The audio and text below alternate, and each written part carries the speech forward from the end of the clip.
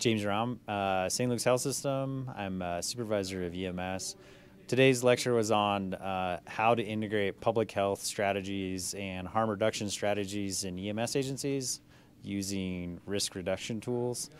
For a conference like this, it's really important that you get out and reach the rural and super rural agencies to empower them to be able to take on these strategies and do these programs, because they might be the only healthcare or public health entity in their small rural community. So it just really helps them understand, and empower them to take this on and really help their community.